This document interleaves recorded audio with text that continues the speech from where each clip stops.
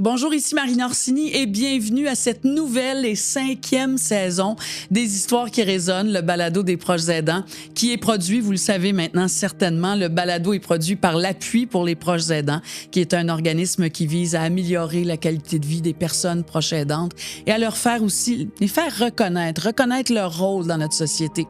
Alors, quel bonheur pour moi de vous retrouver dans notre tout nouveau studio. Ce décor tout neuf marque le début de cette 5e saison que j'ai vraiment hâte de partager avec vous. Des histoires qui m'ont profondément touchée et qui, j'en suis certaine, résonneront en vous aussi. Alors, cette saison, nous allons explorer différentes réalités.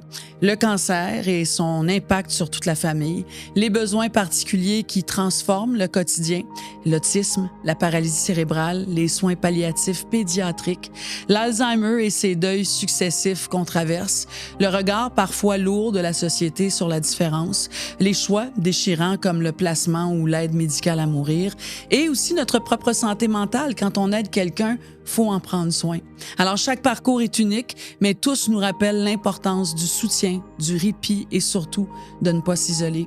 Alors, pour ouvrir cette saison, aujourd'hui, nous parlerons des maladies neurodégénératives, ces maladies qui transforment progressivement nos proches, les premiers signes aussi qu'on préfère ne pas voir, les mots qui se perdent, le regard qui ne reconnaît plus, ces deuils successifs qu'on traverse. Alors, comment accompagne-t-on quelqu'un qui s'éloigne peu à peu? Comment vit-on avec la peur constante aussi, la culpabilité, les décisions difficiles? Comment trouve-t-on encore des moments de connexion au cœur de cette épreuve-là? C'est ce que nous allons découvrir avec Simon-Olivier Fecteau, qui accompagne sa maman, Marie-Josée, pendant que son père de 98 ans, lui, refuse de lâcher prise. Sylvie Soli aussi, qui a traversé cette épreuve-là avec ses 2 parents dans la même année. Et finalement, Dr Oang Duong, qui est médecin interniste, qui nous parle de cette relation entre l'aidé, le proche aidant et le médecin. Alors, bienvenue à nouveau dans votre balado des proches aidants.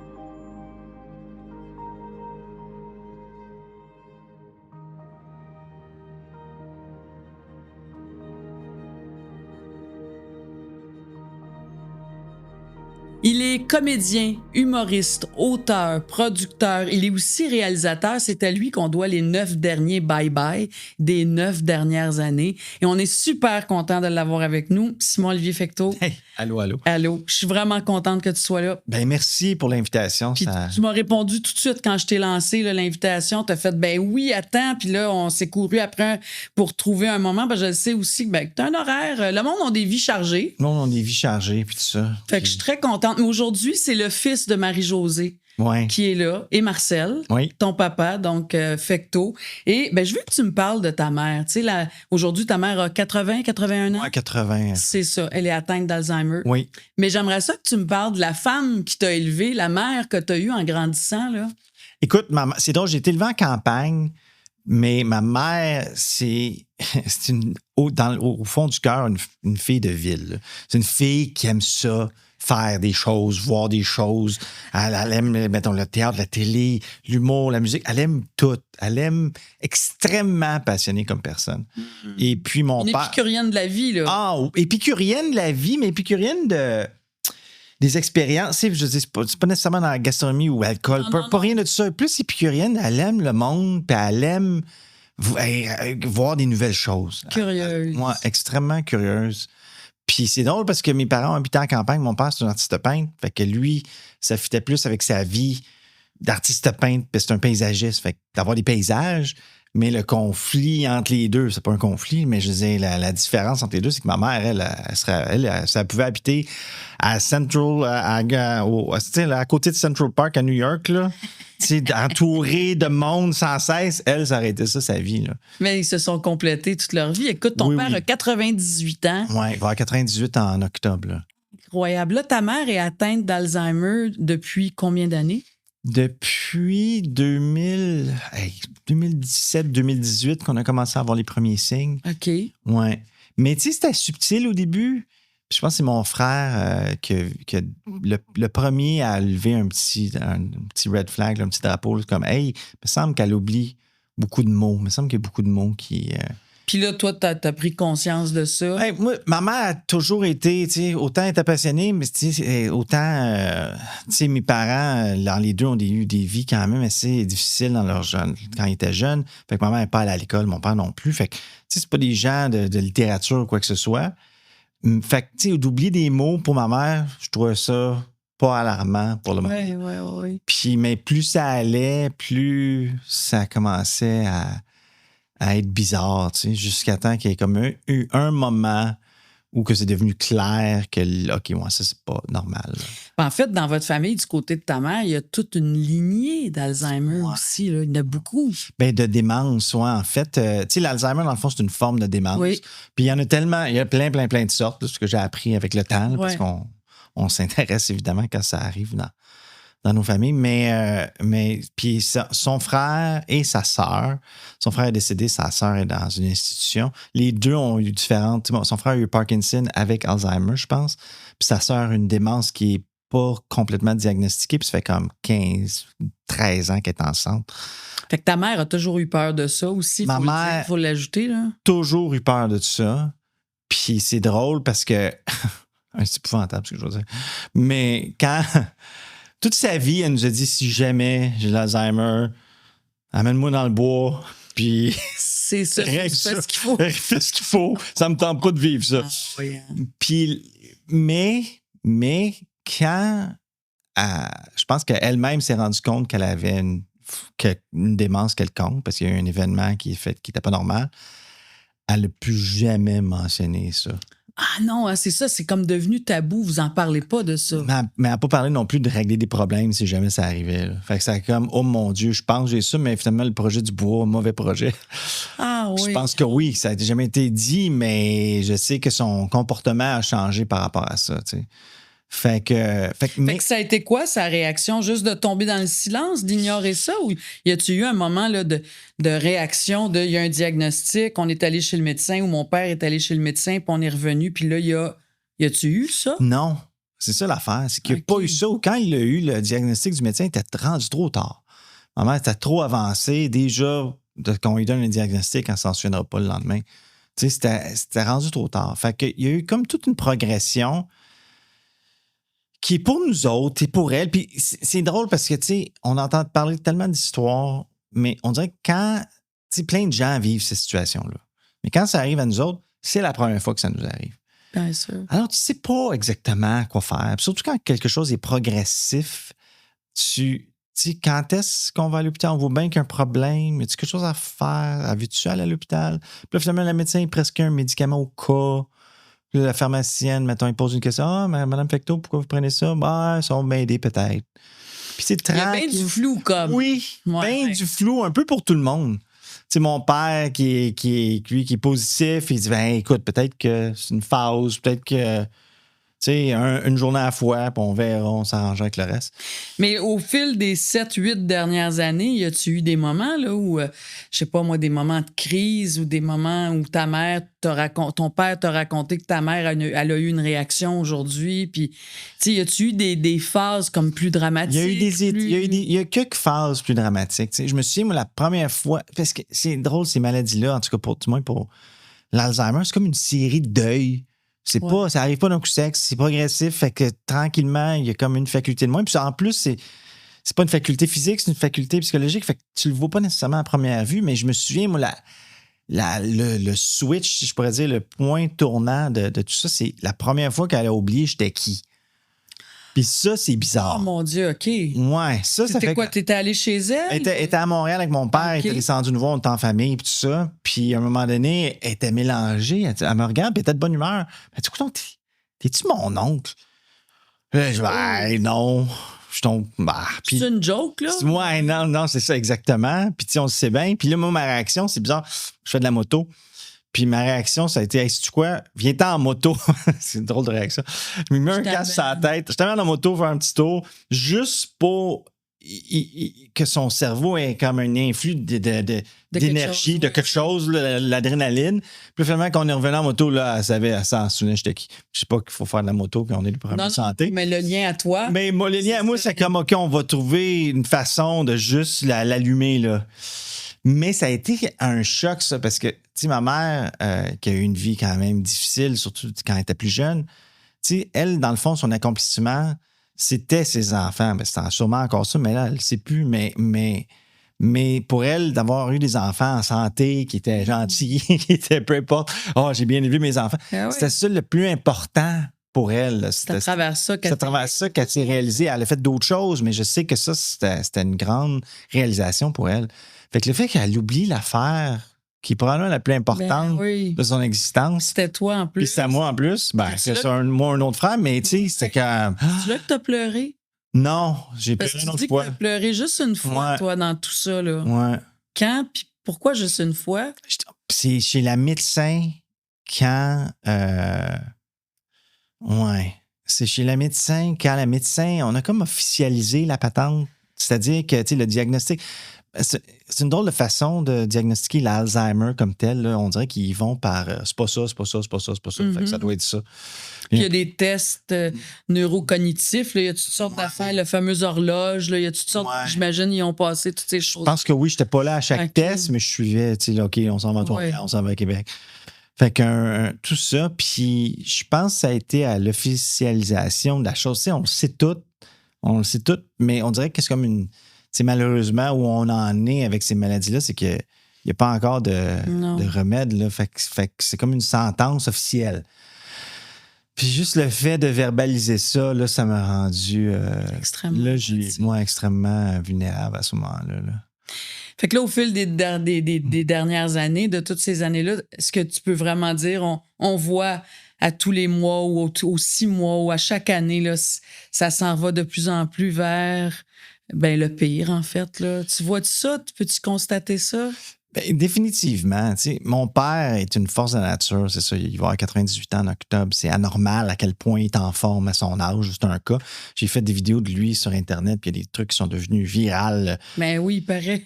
Oui, ben du monde a écouté ces vidéos-là. Mon père s'en fait parler quand il va au restaurant, à chaque jour il sort, puis il s'en fait parler partout.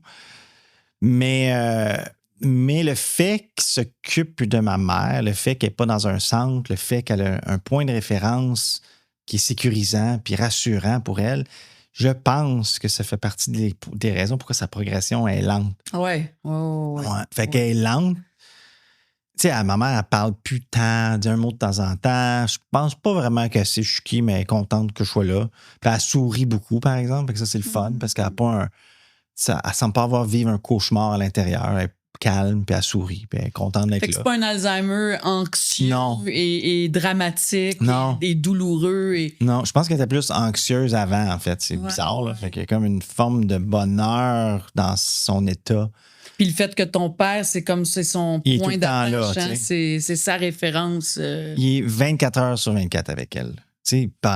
Depuis plusieurs années. Là. On y offre, on dit, veux-tu de l'aide? Veux-tu qu'on engage quelqu'un? Tu peux partir pendant 2 jours. Veux-tu qu'on trouve un centre pour ma mère? Veux-tu... Tout ça est sur la table. Il n'y a pas question. Il veut pas ça. Non. Puis c'est lui qui va décider ultimement. Ben, c'est sûr que si ma mère devient dans un état grave, elle ne restera pas à la maison, mais c'est sa décision, c'est leur couple. Lui, quand il parle de José, il ne parle pas de José qui est malade. Il parle de José, on est allé au restaurant. Ah, là, il met ça, on a eu du fun. Ah oui, José est bien de bonne humeur aujourd'hui. Il n'y a pas de. Ouais, là. Non, puis elle a 80 ans, là, 81 ans aussi. Il y a tout ça aussi. C'est que, tu sais, je pense que quand les parents ont, tu sais, un Alzheimer précoce, là, à 50, 55 ans, 60 ans, là, c'est une autre histoire aussi, hein. Totalement. Mais le fait que ta mère est quand même rendue une personne âgée aussi, puis, tout le monde, quand on vieillit, on perd la mémoire. Il y a eu toute cette affaire-là qui était comme normale au début. Hein? Je veux dire, ça va avec l'âge aussi. Absolument. Mais c'est bizarre parce que vu que j'ai comme. Tu sais, le premier. Tu sais, mon père et ma mère, ils ont une différence d'âge. Vu que le premier vieux, c'était mon père. Mais mon père, c'est un vieux atypique parce que il y a encore aujourd'hui, il a toute sa mémoire puis il a toutes ses facultés, à part qu'il entend très mal. Mais fait que je te dirais que ma première confrontation avec la vieillesse, et du moins les points négatifs de la vieillesse, c'est avec ma mère plus. Fait que c'est comme tout pour nous autres. Pour la famille, c'est tout un ajustement, comme toutes les familles qui vivent ça. Absolument. Ouais. Puis tu dis que c'est un fade-out tranquille. Ouais. C'est ça que tu dis, hein? Ouais, c'est un fait là tranquille. C'est drôle, tu sais. Elle a eu la COVID, ma mère, ça l'a presque tuée. Là. Elle est devenue dans un coma pendant une couple de jours. Là. Puis ça a l'air que ça fait ça pour les gens qui sont vieux et faibles, quand ils ont une infection, une maladie comme ça, ben leur système, comme il ferme. C'est virulent. Ouais, ça. Puis c'est épouvantable que des fois, dans ma tête, je me dis, crime, peut-être que ça aurait été plus facile si ça l'avait terminé son chemin, parce que pour nous autres, c'est dur de la voir comme ça.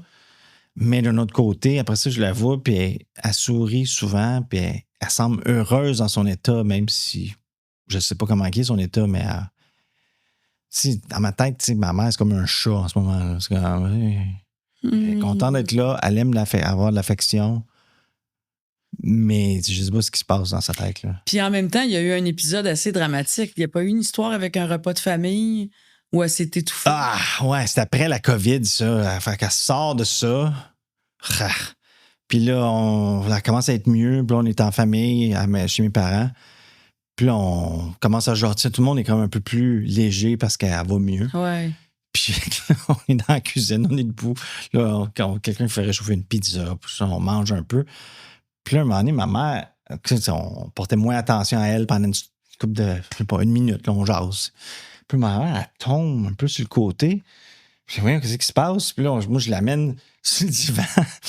Je ris, mais c'est épouvantable. Puis là, elle devient bleue. Puis là, tu vois bien que c'est pas normal. Puis là, finalement, on se rend compte qu'elle est en train de s'étouffer. Fait que là, j'y fais le Heimlich. Puis là, finalement, je pense que ça marche. Parce que donc, la manœuvre, quand quelqu'un s'étouffe, là. Comme ça, là. Fait que là, tranquillement, elle revient. Puis là, elle venait juste de passer proche de mourir la journée d'avant. Là, c'est que, mon Dieu, c'est pauvre elle, premièrement. Pauvre elle, pauvre Noël, parce que c'était comme le 3 janvier ou quelque chose de même. Pauvre la famille, pauvre. Toute cette situation-là est extrêmement douloureuse. C'est sûr, pauvre elle en premier. On est d'accord avec ça. Là. Mais dans ça, t'as quand même eu un flash de seconde de dire elle aurait peut-être dû partir. Écoute, j'aime pas ça. On dirait que j'aime pas ça m'avouer de penser ça, mais. Je peux comprendre aussi, là. Mais tu dis, crime, dans quelle sorte de vie elle a? Mais en même temps, ma mère, elle n'a pas choisi ça. Puis ma mère, comme je te dis, je pense qu'elle s'est rendue compte qu'elle était malade pour vrai, elle n'a plus jamais parlé, tu as fait référence à hey, j'aimerais que ma vie se termine. Pas en tout. Fait que les dernières années, là, depuis 2017, là, ta mère, elle s'est comme enfermée aussi à quelque part dans un genre de mutisme face à ça. Hein? Oui, complètement. Fait que tu la vois souffrir, veux pas, même si elle sourit, c'est plus la femme que tu as connue. C'est pas la femme que j'ai, c'est une autre personne. C'est ça qui est terrible. Ouais. Mais en même temps, il y a des beaux moments là-dedans aussi. Il y a des moments vraiment drôles. Il y a un moment, j'ai fait une vidéo sur ma mère, puis qui était. J'hésitais à faire une vidéo sur ma mère parce qu'on ne montre pas souvent la maladie sur les réseaux sociaux, nulle part, en fait. On ne veut pas voir. Ben, de plus en plus, je te dirais. Oui, c'est vrai. Il y a une espèce d'éveil, mais c'est pas quelque chose, mettons, quand tu fais des jokes dans la vie ou quand tu me poses affaires légères, c'est pas mon premier réflexe de montrer quelqu'un qui est malade. Mais il y a eu un moment qu'on a amené ma mère voir sa sœur, qui est également souffre de démence, puis parce que les deux sont vieilles, puis ça fait des années qu'ils ne s'étaient pas vus. Ce serait le fun qu'ils se voient.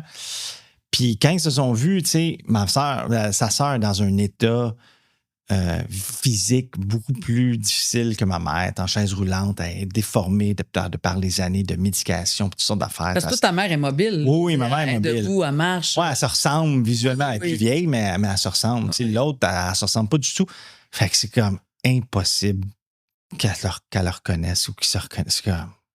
Mais là, je se vois, puis là, au début, ma mère, elle voit sa soeur, puis elle fait, puis là, c'est comme drôle. Mais finalement, après 10-15 minutes, les deux se reconnaissent. Puis là, ils se rapprochent. Puis là, ma mère, elle a fait une espèce de, comment on dit ça? Bisou de nez, là. Puis là, tout le monde braille parce qu'ils sont comme connectés à ce moment-là. Puis ils se sont reconnus, tous les deux. Ils se sont reconnus, puis ma mère, les deux ont pris soin d'eux autres quand ils étaient plus jeunes. Fait que là, tu as l'instinct de vouloir prendre soin de sa sœur.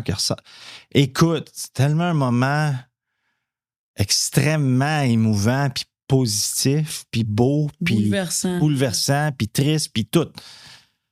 Fait que c'est ça. Fait qu'il y a ça qui arrive aussi là-dedans, qui te fait réaliser que la vie, c'est fort en maudit aussi, puis des fois, de penser à des sorties rapides, c'est peut-être pas la bonne solution aussi, là, tu sais. On parle beaucoup ces dernières années, Simon Olivier, de l'aide médicale à mourir. Ouais. Puis, tu sais, on se bat beaucoup pour ceux qui ont des problèmes neurodégénératifs ou cognitifs aient accès.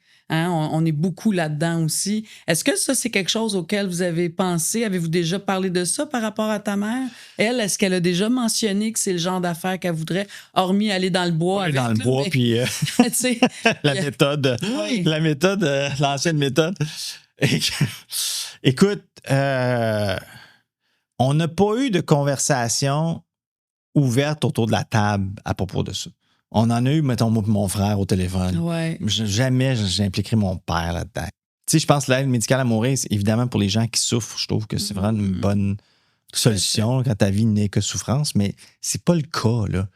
Ce n'est pas que souffrance. C'est une espèce de...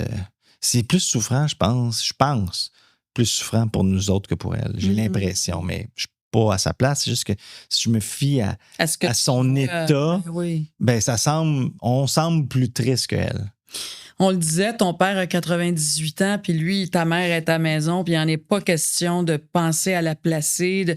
Puis tu dis qu'il veut même pas de service, il fait pas appel, il reçoit aucun service, ton père? Là, il en reçoit 2. Il y a une fois par semaine des gens qui vont laver ma mère, puis idéalement, il y a aussi une femme de ménage ou peu importe, quelqu'un de ménage qui vient faire le ménage. Puis j'en ai offert plus. J'ai dit, regarde, quelqu'un peut peut-être venir à tous les jours, au moins juste 1 heure, faire quelque chose. Il veut rien savoir. À chaque étape d'aide a été extrêmement difficile pour le convaincre, en fait. Là. Ça a été comme, mon Dieu, accepte donc de l'aide un peu. Là. Toi, tu viens de Chertsey.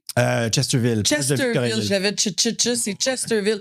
Donc, c'est près de Victoriaville. Ouais. Eux habitent encore là. Oui, ils sont encore là. Il y a quand même cette distance-là. Ben, c'est 2 heures de char. Fait que si je veux aller voir un après-midi, c'est 4 heures de char. Faut que tu le planifies. Là. Faut que je le planifie. Puis c'est ça qui est plate. En fait, tu sais, ma mère, pendant des années, a essayé de convaincre mon père de déménager plus proche de Montréal pour quand elle allait être vieux. Mais mon père, qui a une belle maison, puis un grand terrain, puis sa maison le garde en vie un peu parce qu'il est tout le temps, il travaille sur son terrain, puis tout ça. Fait qu'ils se sont jamais entendus là-dessus. Fait que là, on arrive à ce que, oui, là, ils sont plus vieux.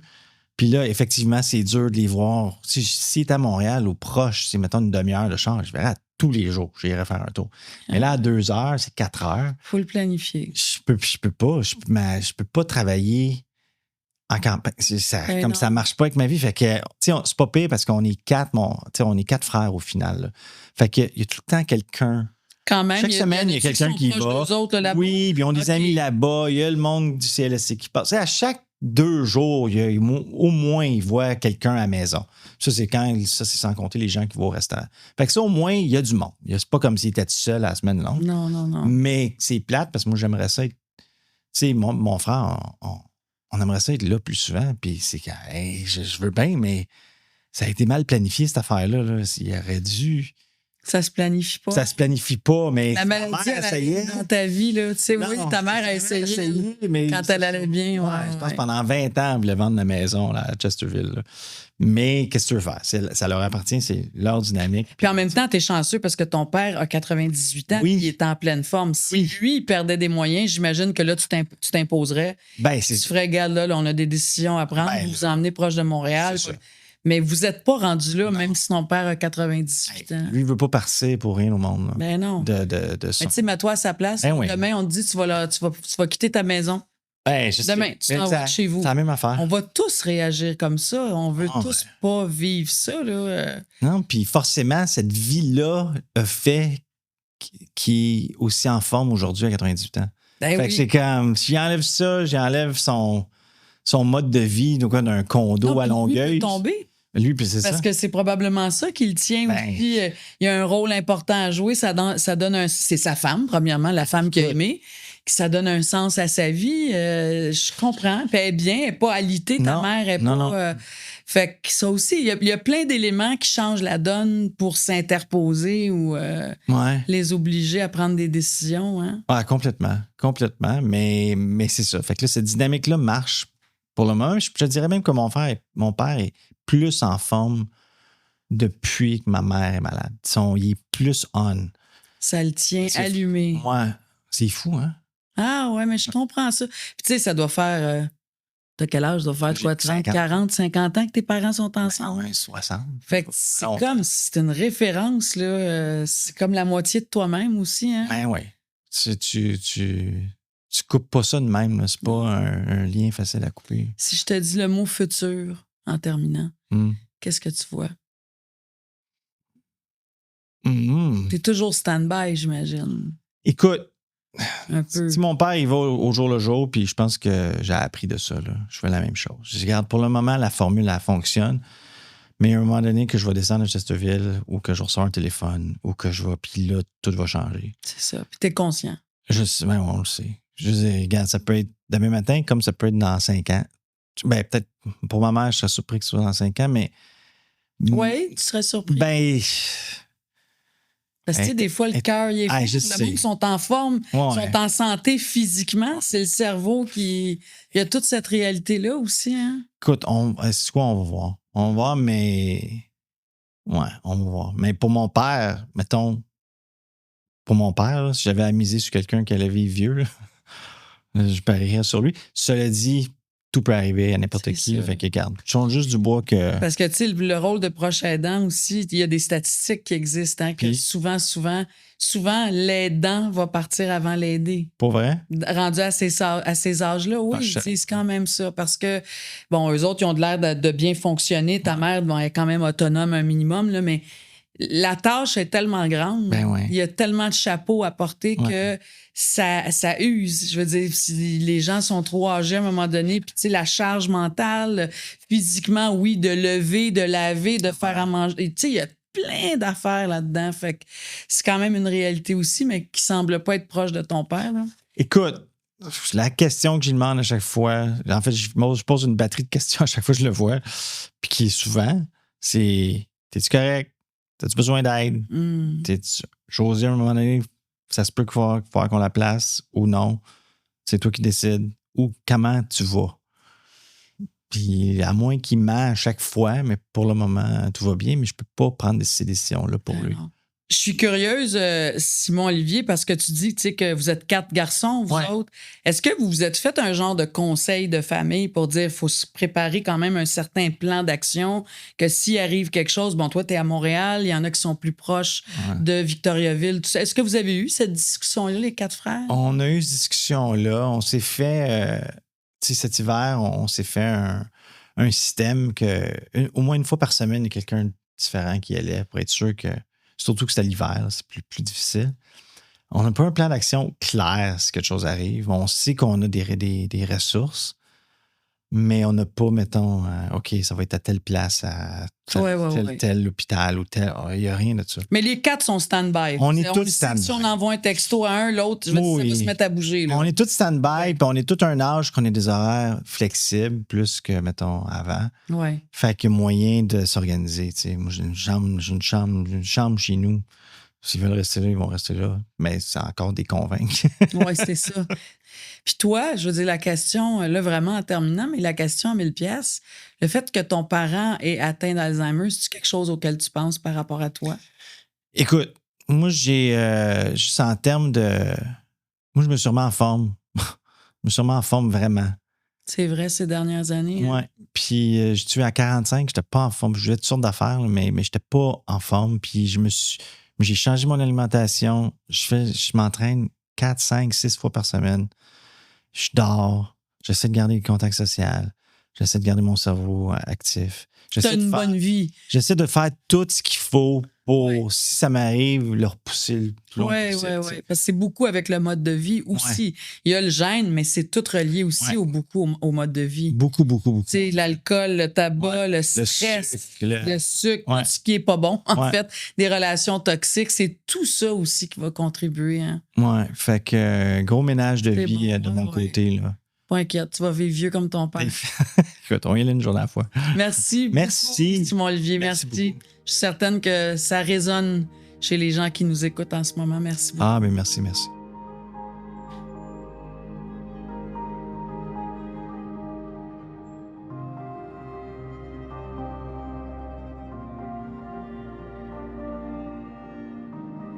J'accueille maintenant Sylvie Soli, qui a été la proche aidante de ses deux parents. Ses deux parents atteints d'Alzheimer et qui sont tous les deux décédés en 2022. Quelle histoire, Sylvie. Merci d'être là, premièrement. Ça fait plaisir. Je sais déjà que ça va résonner avec les gens qui nous écoutent parce que votre parcours, il est quand même incroyable. J'ai pris plein de notes. Votre maman a été donc diagnostiquée en 2007. Elle a vécu avec l'Alzheimer pendant 15 ans.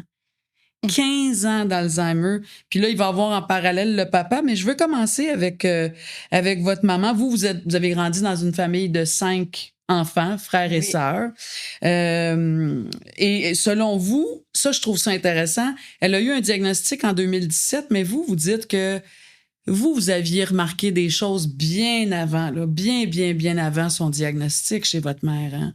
Bien, en fait, je vais juste un petit peu rectifier, Marina. Donc, maman a reçu son diagnostic, si je ne me trompe pas, c'est mars 2012. Ah, OK, parfait. Mon Dieu, il me manque 5 ans. Oui, bien c'est ça, c'est ce 5 ans-là Oui. où moi, j'ai observé ça. OK. Où j'observais parce que, dans le fond, dans la famille à ma mère, c'est un fléau. Oui, si je me trompe pas, votre mère a grandi dans une famille de 16 enfants. Oui. Et ils étaient 10 à recevoir un diagnostic d'Alzheimer là, ou d'une forme de démence quelconque. Oui. Et votre grand-mère a souffert de ça aussi, là. Oui, il était 8 sur 8 dans la famille de ma grand-mère. OK, du côté de la grand-mère. Oui. Puis maman, en fait, le 10e est décédé il n'y a pas si longtemps.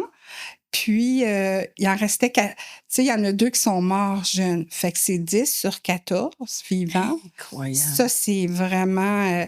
ça a été difficile, Marina. Ça a été difficile parce que comment tu ne te confrontes pas comme être humain quand c'est autant dans ta famille. Puis, je pense, du côté des filles, c'est 5 sur 7.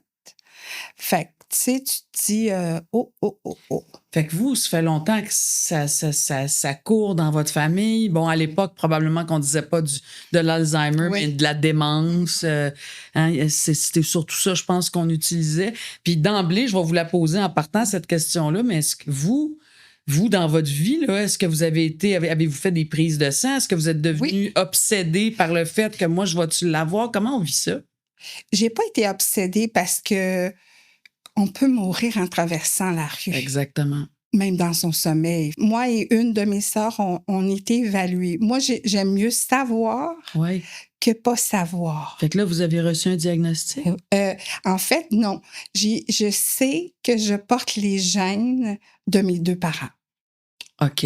Le gène APO4, le plus facile. C'est-à-dire, ce que ça veut dire, c'est que normalement, quand je vais avoir l'âge quand mes parents l'ont eu, ben oui. Il y a des fortes chances que vous Parce que j'ai le gène. OK. Puis ça, c'est correct avec moi. Oui. Oui. Mais comment vous avez réagi? Je n'étais pas surprise. 0. Puis moi, ça a fait OK. C'est tout. Fait que je vais profiter de la vie encore plus, j'imagine. C'est ça. Tu sais, je vis aujourd'hui. Je ne vais pas vivre pour quand maman avait 77 ans, genre. Fait que, tu sais, là, il y a un bout à faire. Là. Je viens d'avoir 60. Ben, je viens il y a quelques mois. Puis, fait qu'il en reste 17, là, tu sais. Mais je vais-tu penser à ça tous les jours? Il y a 365 jours à... voyons. Tant mieux que vous ayez ce genre de pensée ou de philosophie parce que il y en a plusieurs, je pense, qui seraient vraiment dans un niveau d'anxiété. On parle de votre maman, on va parler de votre papa aussi, mais vous dites quasiment que vous êtes née proche aidante. Oui. Puis vous l'avez été à plusieurs reprises. Là, on parle de votre père et votre mère, mais vous avez eu comme 5 expériences de vie de proche aidante Oui. dans votre vie. Êtes-vous fatiguée? Plus maintenant. Parce Ouais. que depuis que mes parents sont décédés, j'ai pris une pause de tout ça. Puis j'ai averti ma famille. Là, non, c'est terminé. Puis j'imagine, tu sais, on rit bien, là, mais moi aussi, j'ai été la proche aidante de ma mère, tu sais, Ouais. puis moi, parce que ça a duré sur une période de presque 5 ans. Puis moi, je vous dirais sincèrement, j'ai l'impression que ça m'a pris comme 5 ans à me remettre. Ouais. Je veux dire, la fatigue, j'avais une fatigue d'accumuler immense, la charge mentale, fatigue psychologique, là, surtout. Je dis ça pas pour parler de moi, mais est-ce que ça a été ça, vous, l'après de tout ça, là? Euh, je vais être honnête, Marina. Oui, vous allez pas me dire, ben non, je suis en forme. Non, mais je vais te dire que ça a été une libération. Bien sûr, bien sûr. Et pourtant, j'adorais mes parents, là. C'est pas un doute là. C'est OK, je peux arrêter. J'ai pu à penser, il va-tu m'appeler, mon père? Il va-tu m'appeler, là, tantôt, dans 5 minutes? Tu sais, être un peu, euh, pas pouvoir faire autant de choses parce que tu sais pas s'il y a besoin de toi dans 2 Ouais. minutes. T'es toujours en alerte. Oui, Ben puis oui, moi, c'est j'habitais ça, à une demi-heure de mon père. Fait que je m'en allais pas très loin, là, parce que je savais, là, que... Si je vous ramène à 2007, parce que dans mes Oui. notes, cette année-là, votre mère a eu un diagnostic. En fait, elle a eu une intervention chirurgicale. Oui, c'est Elle a eu vrai. un cancer, donc des ovaires, en Oui. fait. Et c'est là qu'on a découvert qu'il y avait peut-être autre chose, là, que l'Alzheimer pouvait se pointer. Il y a eu quelque chose, y a-t-il eu une complication à ce moment-là? Mais c'est quand même une période, si je me trompe pas, à partir de Oui. là, il y a quelque chose là, qui s'est Ben, accéléré chez votre mère. Là. C'est que maman, elle a commencé à mélanger des choses. À partir de ce moment-là, Oui. c'est ce que vous avez remarqué. Oui, elle mélangeait les noms. Tu sais, ça peut arriver à n'importe qui, Bien c'est pas sûr. grave. Mais les numéros de téléphone, pas savoir où elle a mis son ceci ou cela.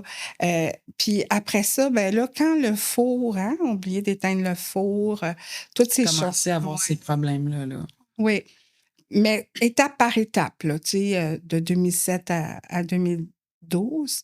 C'est un peu particulier de dire ça, mais est-ce qu'elle avait un Alzheimer heureux, dans le sens où il y a vraiment des gens qui souffrent de dépression, de pleurs, d'inconfort. Souvent, c'est de l'inconfort physique, oui, mental, mais puis il y a d'autres gens qui sont comme des petits oiseaux tranquilles, puis qui flottent un peu dans la vie. Elle se situe dans quelle catégorie, votre mère? Maman, c'était la joyeuse. OK. Ouais. Ça change quand même la donne. Ah oui, ça change la donne parce que quand elle me voyait, elle était tellement contente. Tu sais, c'est ça. Tu sais, puis elle était joyeuse. L'équipe, ils l'adoraient. Tout le monde l'adorait dans l'équipe, là, tu sais. Même les nouveaux, tout ça, tu sais. Fait que c'était... Maman, en fait, j'avais envie de te dire une phrase que maman m'avait dit, tu sais, elle a dit, « Ah, ben si j'ai cette maladie-là, je suis mieux de l'accepter parce que sinon, je vais en souffrir. » Idéalement, on voudrait tous penser ça, mais c'est pas évident quand même. Non, c'est beaucoup de résilience. Je trouve que maman, c'est ça. Ça a été de la résilience jusqu'à la fin.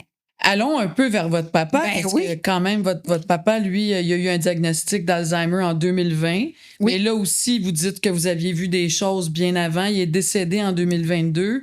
On l'a dit, c'est suite au fait que votre mère a quitté votre père. Ça a été ça aussi qui a été un grand choc dans la vie de votre père. Hein. C'est souvent aussi une grosse émotion peut aussi déclencher ce genre de conditions-là aussi. Ben, en fait, papa, là, quand il a eu le diagnostic en 2020, il ne voulait pas ça. Il a failli virer le bureau du médecin à l'envers. Oui, il paraît que ça n'a pas été heureux dans le bureau du médecin. Hein, votre Non, père. il ne voulait pas parce que il l'a vu. Il l'a vu chez sa femme. Il connaissait le chemin savait. devant et il ne voulait pas ce chemin-là. Et lui, il a choisi autre chose, votre père. Moi, mon père a choisi autre chose. Ça faisait 3 ans qu'il parlait de l'aide médicale à mourir quand il l'a reçu. Donc, c'est moi, son accompagnante, qu'un jour, parce que dans ma famille, il me disait tout le temps qu'il n'y aurait pas droit, qu'on n'était pas rendu là Ouais. dans les reconnaissances pour la loi. Puis, quand j'ai parlé à Douglas, à une des filles avec qui j'ai parlé plusieurs fois, elle me dit: «Oui, ton père y a droit». Là, j'ai pris sur moi un mois, toute seule, à penser: «Qu'est-ce que je fais avec ça?» Puis quand j'ai choisi que j'étais l'accompagnante de mon père, c'était clair pour moi que si je l'accompagne, ben mon rôle, c'est d'être là pour lui. Dans ça, dans son aide médicale à mourir. Oui, C'est ça, que vous étiez là pour lui, pas pour vous. Parce que nous, exactement. on veut les garder, hein, c'est sûr, mais quand quelqu'un veut partir, Ben, c'est ça qu'il voulait. Alors j'ai dit: «Je le sais que le chemin va être difficile avec le reste de ma famille, mais c'est pas grave». Puis, j'ai appelé le travailleur social, j'ai envoyé, un courriel officiel, puis il a fait les démarches, puis ça s'est entrepris, doucement. Le premier médecin a dit oui, le deuxième a dit non, alors on a recommencé. On recommence à zéro après. puis vous l'avez accompagné dans ça.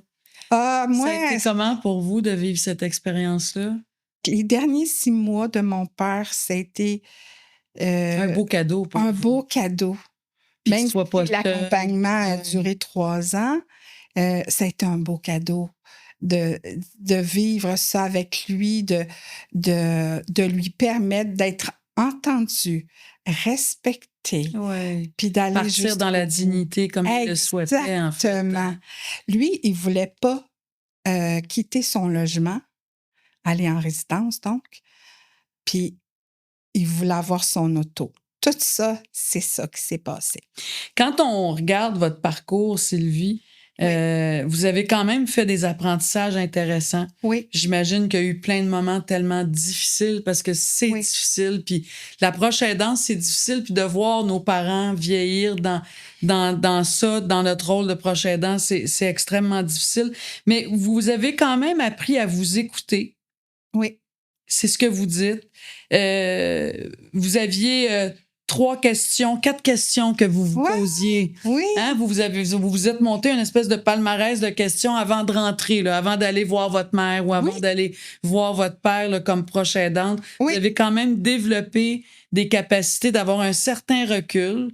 Puis, est-ce que vous rappelez de vos questions? Ah, c'est sûr. Alors, partagez-les avec nous parce que je pense que c'est important de dire ça, puis ça va aider les gens, en fait. Ouais. En fait, quand on va voir un proche aidant qui est en CHSLD, souvent on vit toutes sortes d'émotions, en fait. Oui. Parce qu'on ne sait pas comment ils vont être, vas-tu me reconnaître? C'est douloureux. Oui. Cette partie-là, c'est douloureux. Fait que moi, je prenais 5 minutes. Pas long. Avant de débarquer de la voiture, mettons. Là, Oui, ou, 5 minutes. La première, c'est comment je me sens.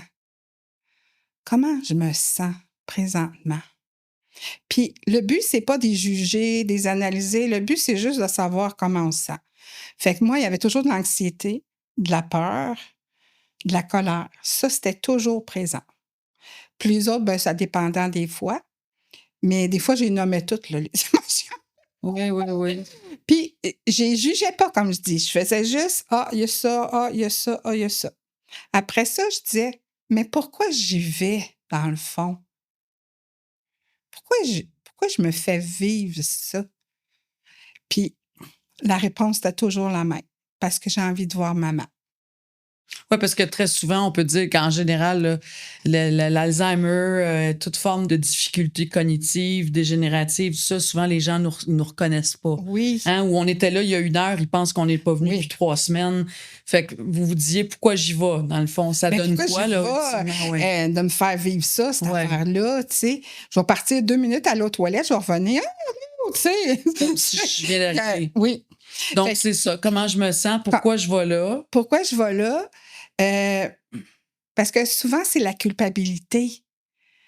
Puis moi, ma mère, elle voulait pas ça, que je me sente coupable. Hmm. Fait que moi, je me disais, si je reconnais que que je vis de la culpabilité, ben, tu sais, j'irai pas cette journée-là parce que c'est pas ça qu'elle veut. Elle veut pas que j'aille la voir quand je me sens coupable. Hmm. Là, je parle de mon histoire. Hein? Ouais. Je dis pas ça pour les autres. Fait que, donc, pourquoi j'y vais? Est-ce que j'ai des attentes? C'est quoi mes attentes? Ben oui, parce qu'on en a beaucoup, hein, veut pas, là, J'ai indirectement. envie qu'elle me reconnaisse parce que moi, ma mère, elle m'a reconnue presque à 90-95% du temps. Fait que c'est énorme. Fait que c'était une pression que je me mettais à chaque fois parce que je faisais toujours le même chemin quand j'étais devant elle. Fait qu'elle me reconnaissait, là, c'était pas long.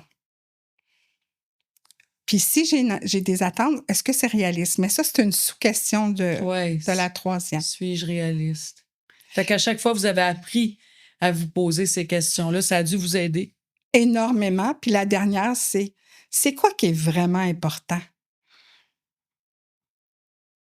De voir maman parce que je l'aime. Point. Ça a quand même, c'est depuis 2022, puis Oui. vous avez décidé de prendre une pause, là, de vous occuper de vous, Oui, parce qu'il y a une vie après, la post-aidance, comme on dit toujours, là, d'avoir été dans ça pendant 5, 10, 12... ça m'a pris, tu sais, je me demande si c'est correct. Tu sais, tout ça, là, ça prend un certain temps. Ouais. Même si tu sais qu'il est mort, même si tu as tout fait le Non, chemin. d'atterrir, de réatterrir dans votre vie, Oui, ça prend un ça certain temps. prend un certain temps. Fait que moi, j'ai pris vraiment un an où je n'ai fait que qu'est-ce qui me tentait. C'est merveilleux quand même de s'octroyer ça. Parce qu'on reste dans la douleur, la souffrance, le deuil, la culpabilité, la honte, comme si on n'avait pas fait assez. C'est facile de rester dans ça, là. Mais vous êtes accordé Oui, ça. oui, C'est formidable. oui. Merci, Marina. Moi, je pense que j'aurais pas pu faire plus. Même si c'est loin de beaucoup des gens qui vont à tous les jours, tu sais.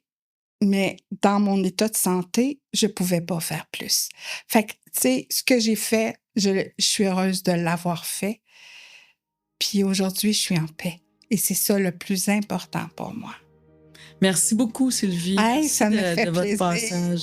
Merci, Marina. Oui. Merci.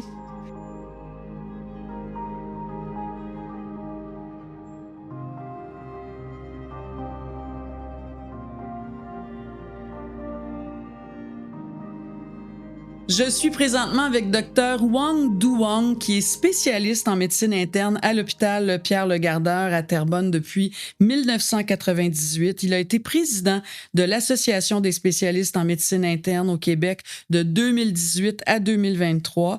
Dr Duong, vous ne vous considérez pas un expert en proche aidance, mais votre intérêt face à cette réalité-là est vraiment grandissante. Je veux vous dire merci d'être venu nous rencontrer aujourd'hui parce que je trouve ça tellement pertinent de pouvoir s'asseoir avec des médecins puis de parler de ça. Alors vous avez un intérêt grandissant, vous le voyez sur le terrain, l'importance de la proche aidance.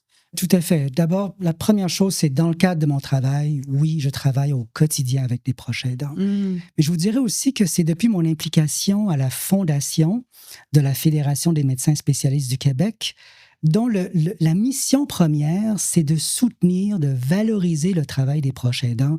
Alors là, vraiment, j'ai vu encore plus, j'ai assisté à des témoignages de proches aidants, puis j'ai appris plein de choses, je trouve fascinantes, puis j'ai hâte de le partager avec le grand public. Puis vous dites que ça a été aussi beaucoup dans le cadre de la COVID, de la pandémie, que vous avez pu faire des constats importants. Hein? Ben oui, parce qu'on dit toujours, c'est quand une personne disparaît qu'on réalise à quel point elle était utile, elle était importante. Durant la pandémie d'avant le vaccin, on interdisait aux proches aidants de rendre visite aux patients à l'hôpital. Terrible. Donc moi, je travaillais dans des unités COVID, plein de patients atteints de COVID, terriblement malades, pas un seul proche aidant à leur côté. Je peux vous dire que l'ambiance était glauque.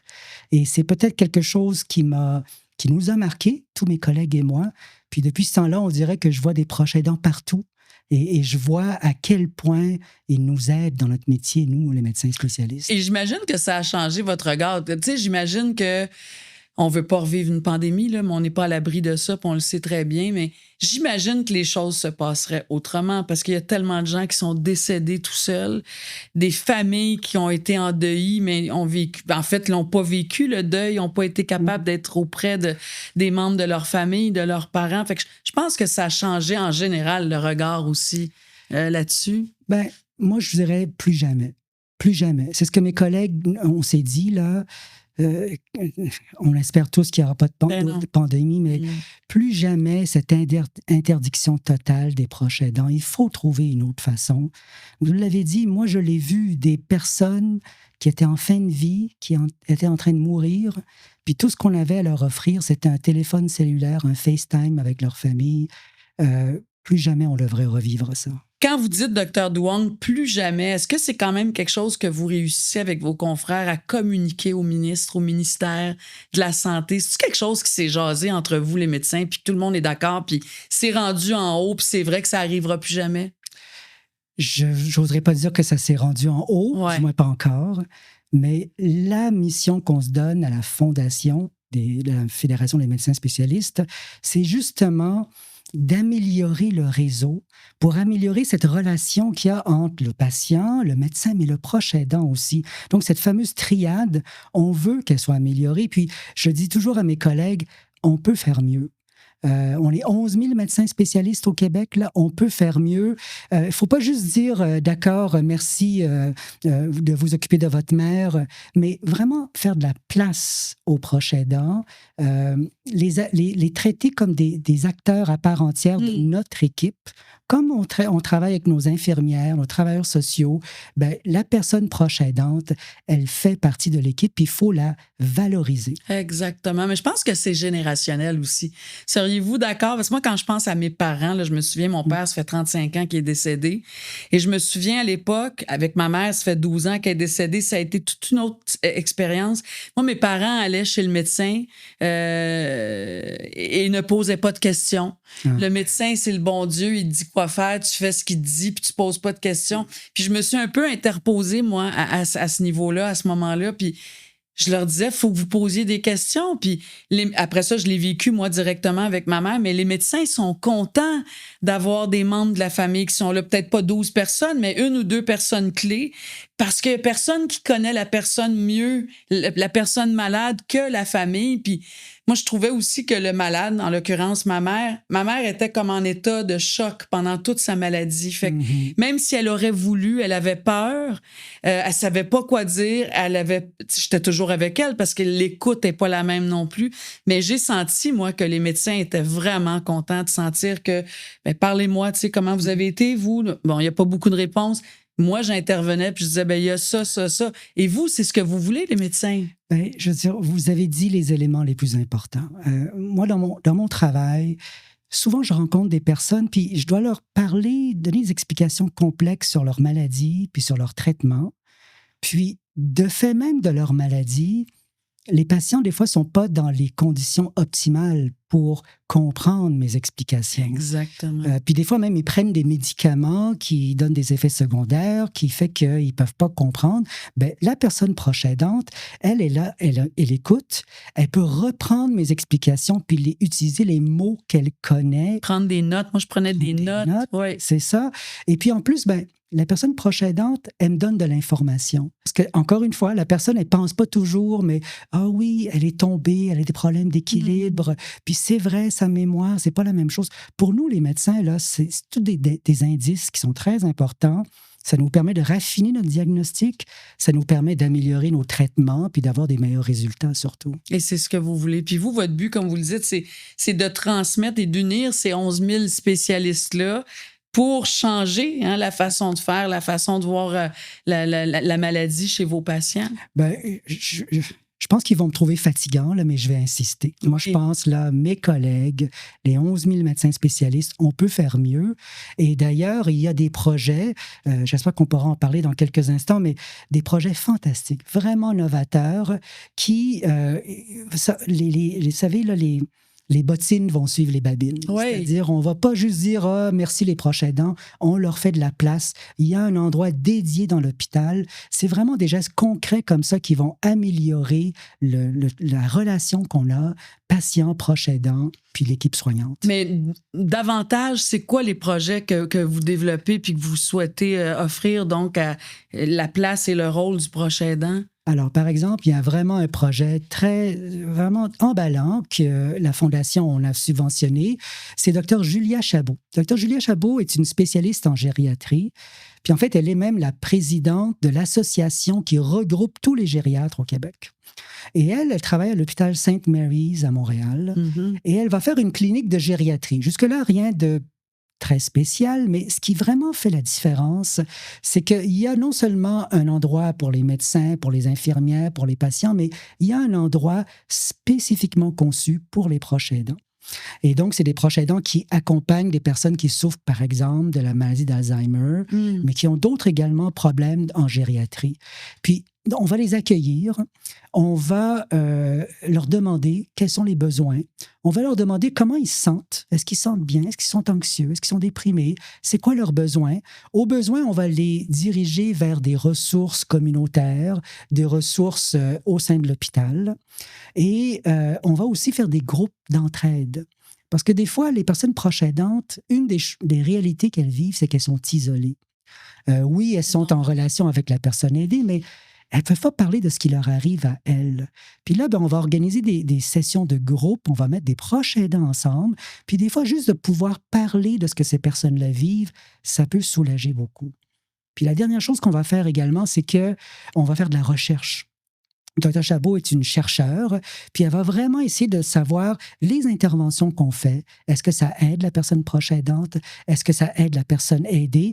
Puis, ultimement, on aimerait généraliser le projet, que ce soit tous les proches aidants de toutes sortes de maladies qui viennent dans ce local-là, mais également dans tous les autres hôpitaux, que de plus en plus, on parle des personnes proches aidantes puis qu'on leur donne de la place. Puis j'aime ça parce que vous dites que votre règle numéro 1, c'est que le proche aidant doit prendre soin de lui d'abord. Oui. Et ça, c'est difficile de traduire ça aux proches aidants parce que c'est drôle, moi je viens de commencer à tourner là, avec une conférence sur la proche aidance.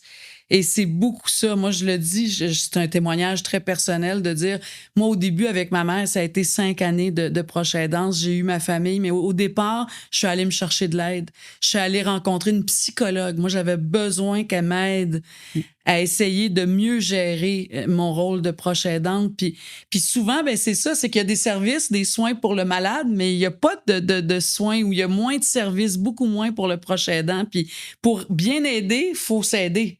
Absolument. Hein? C'est ça. Absolument. Puis, vous savez, vous avez été proche aidante. Et c'est pas un hasard. Hein. On sait que la majorité des proches aidants, souvent, c'est des femmes. Hein. 60% environ des proches aidants sont des femmes. Puis, je ne sais pas, il y a peut-être quelque chose chez les femmes qui fait que vous n'êtes pas porté naturellement à parler de vous, puis à demander de l'aide. Puis je sais que certaines personnes proches aidantes même vont dire que demander de l'aide, c'est un peu égoïste parce que là, ils sont là pour aider la personne. Mais la réalité, là, c'est qu'il n'y a personne qui est un super-héros. Non. Il n'y a personne qui est parfait.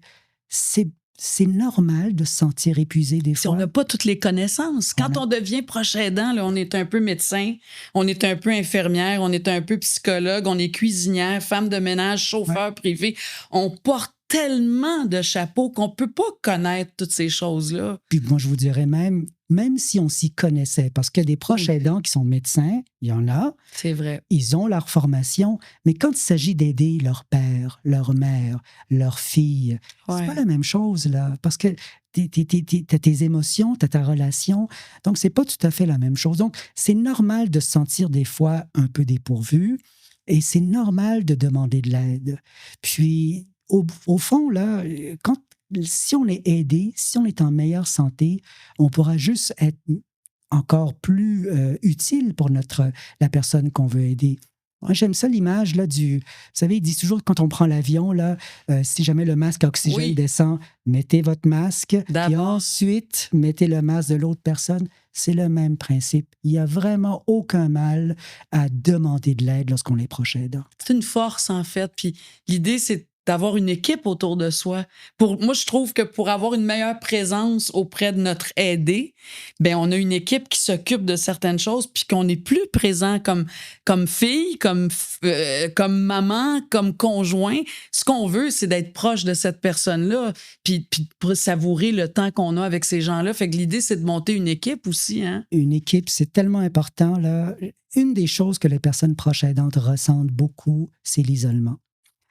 Elles se sentent toutes seules, elles ont peur de demander de l'aide. Puis nous, ce qu'on les encourage à faire, c'est d'abord demander de l'aide, puis aussi demander l'aide à d'autres personnes. Souvent, par exemple, dans une famille, ben, c'est toujours la même personne qui aide. Ça crée des frustrations aussi. Ça crée des frustrations, mais il faut apprendre, je pense, à demander de l'aide. Mais ça va plus loin que la famille. Encore une fois, l'équipe soignante, c'est important, les médecins, les infirmières, le réseau de la santé. Je pense qu'on peut rendre les soins des fois plus humains pour nos patients, pour les proches aidants, pour que ce soit moins déroutant. Les employeurs, être proche aidant, c'est aussi des fois s'absenter du travail. Il faut que les employeurs soient compréhensifs, je pense, flexibles. Donc, l'équipe, là, je la définis vraiment au sens large. Le proche aidant, la famille, le réseau, même toute la société. C'est tellement important, le travail que font les proches aidants, que je pense qu'il faut qu'on en parle un peu plus comme société. Puis leur donner des outils, parce qu'il y en a des services. Hein, l'appui qui produit ce balado-là, c'est comme la centrale de tous les services qui existent au Québec. Puis il y en a des services. Le 3/4 du temps, je trouve que c'est parce que les gens ne le savent pas non plus. Oui. Mais il y en a des services. Est-ce que vous êtes d'accord pour dire, Dr. Wong, que l'aide, la proche aidance, en fait, c'est vraiment le futur de notre système de santé?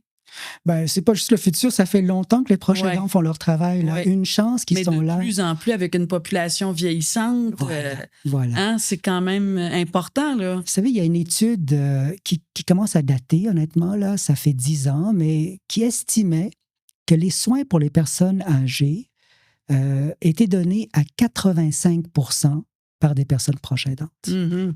Hein, donc, on pensait que c'est CHSLD, CLSC, les hôpitaux, mais non.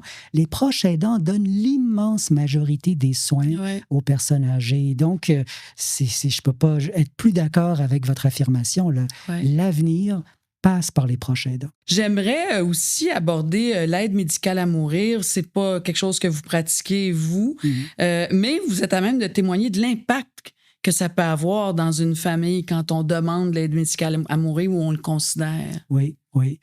Ben, c'est nouveau. Hein, c'est nouveau. Et puis, donc, il faut que la société, on s'y fasse un peu. Je vous dirais que dans ma pratique, même si je ne le fais pas l'aide médicale à mourir, je le vois. Il y a des fois de mes patients qui demandent l'aide médicale à mourir. Puis l'expérience pour les personnes proches aidantes, elle est très variable. Il y a beaucoup de familles, ça se passe vraiment bien. Ils accueillent ça comme une délivrance. Puis ils sont vraiment contents pour les membres de leur famille, si c'est quelqu'un de la famille. Mais il y a des fois aussi où des fois ça se passe moins bien. Il y a des conflits de valeurs. Il y a des personnes aussi qui, c'est normal, elles sont attachées à leur père, à leur mère, à leurs frères ou sœurs. Puis elles ne sont pas prêtes encore. Elles n'ont pas encore fait le deuil. Puis des fois, ça peut être compliqué. Et je pense que ce qui est bien, c'est que normalement, dans le processus, on s'assure de demander à la personne qui a demandé l'aide médicale à mourir si elle a besoin d'aide, de support psychosocial. Puis on demande aussi à la famille. Mais ce que mes collègues qui font l'aide médicale à mourir me disent, c'est que quand la personne décède, il n'y a plus rien pour les proches aidants. Parce que la personne est décédée, parce que le dossier est fermé. La post-aidance, comme on dit. Hein? La post-aidance. Mais la personne proche aidante, elle est toujours là. Et c'est une personne qui, des fois, qui souffre. Puis là, c'est le parcours du combattant pour trouver de l'aide. Donc ça, s'il y a quelque chose qu'on pourrait améliorer, la post-aidance, puis c'est pas juste pour l'aide médicale à mourir, c'est pour, par exemple, les personnes qui sont en soins palliatifs, qui décèdent. Vous savez, ces personnes proches aidantes, elles nous ont aidés pendant de longues années, souvent. Puis là, la moindre des choses, c'est de leur venir en aide après, lorsqu'elles ont un deuil compliqué, lorsqu'elles ont de la difficulté, des problèmes de santé mentale, par exemple. Oui. Ce qu'on a remarqué, nous, à travers notre balado des 5 dernières années, c'est quand même quelque chose qui se prépare aussi. Hein? Mm-hmm. Dans notre rôle de proche aidant, il y a des conférences, il y a des groupes, comme vous dites, là, vous voulez davantage là, développer des groupes où les familles peuvent se retrouver parce que c'est quelque chose qui se prépare aussi. Oui. L'après. Hein? Des fois, c'est de déménager quelqu'un, d'aller placer quelqu'un dans une résidence parce qu'on ne peut plus les garder à la maison. Il y a tout ça là, dans la post-aidance aussi. Hein? Absolument. Puis je pense que si on sait ce qui nous attend, si on peut s'y préparer, c'est ça. Ben, ça va mieux se passer. Quand on a l'impression de ne pas contrôler les événements, c'est certain que c'est plus dur. Moi, j'ajouterais quelque chose. Non seulement c'est pas naturel, mais pour nous, être proche aidant, oui, c'est de venir en aide de façon volontaire, mais je vous dirais aussi que c'est révocable. Ça, c'est important de le dire. Révocable. C'est-à-dire que oui, c'est pas parce que je donne mon accord pour aider que ça va être toujours de plus en plus puis que je pourrai jamais me retirer. Quand on est malade, c'est certain qu'on peut pas aider. Donc, ça, c'est peut-être le message que je donnerais au réseau. Le réseau de la santé, des fois, a tendance à se décharger un peu du travail vers les proches aidants. Moi, je pense qu'il faut respecter les limites des proches aidants. On entend souvent, là, vous allez reprendre, vous allez vous en occuper. Ben, attendez, là. Est-ce que vous pouvez le reprendre? Oui. Est-ce que vous pouvez vous en occuper? C'est ça. Ouais. Puis des personnes proches aidantes, elles-mêmes malades, c'est pas rare. Ouais. Donc, moi, j'ai connu cette patiente-là qui devait s'occuper de son mari, qui avait la maladie d'Alzheimer, mais qui elle-même était aux prises avec un cancer du sein, avec des traitements. Donc, je pense qu'il faut faire preuve de compréhension. Puis même si cette patiente-là s'était toujours occupée de son mari, Ouais. peut-être que des fois, là, elle avait besoin qu'on s'occupe d'elle, de son cancer, puis qu'elle n'était pas capable. Mais ça ne fait pas d'elle une mauvaise personne. Ben non, évidemment, mais parfois, ça ne l'est pas évident. Là. Voilà. Mais ça, je pense qu'il faut le dire. Puis j'espère que les personnes proches aidantes vont comprendre, puis vont pas avoir peur de demander de l'aide. Docteur Wang, on vous parlait d'Alzheimer, je me permets de rentrer dans ça, mais c'est quoi les meilleures façons de prévenir l'Alzheimer en terminant? C'est sûr qu'il n'y a pas de recette miracle parce qu'il peut y avoir un côté génétique, héréditaire, mais il y a beaucoup sur le mode de vie aussi qui peut amener un Alzheimer éventuellement. Oui, absolument. Puis dans la population, il y a parfois des gens qui ont cette idée que c'est une fatalité. Hein? On l'a pas, puis on peut rien y changer, alors que c'est pas vrai. Il y a des choses qu'on peut faire qui vont diminuer notre risque de souffrir, par exemple, de maladie d'Alzheimer, mais d'autres formes de démence aussi, comme la démence vasculaire. Puis c'est des choses b.a.-ba, mais je me permets de les répéter. Ne pas fumer. Ne pas prendre d'alcool ou le moins possible, faire de l'activité physique, surveiller son poids, avoir des relations sociales. Saines. Saines, oui. Parce que des relations toxiques, c'est pas bon pour la santé non plus. Hein? Évidemment oui, pas. Oui. Évidemment. Donc, l'absence de relations ou des relations toxiques, c'est à éviter. Mais on sait que d'avoir des relations sociales, c'est bon. C'est bon pour notre cerveau. On sait que ça prévient la dépression. Puis, il y a des études de plus en plus qui disent que ça diminue probablement nos risques de souffrir, par exemple, d'un trouble neurocognitif. Merci, Dr. Wang. Ça a été super intéressant de parler avec vous. Puis ça me fait super plaisir quand les spécialistes dans le milieu de la santé viennent à notre balado parce que ça rend encore plus pertinent notre mission, en fait, puis notre quête. Merci infiniment. Mais je vous en prie, ça me fait plaisir.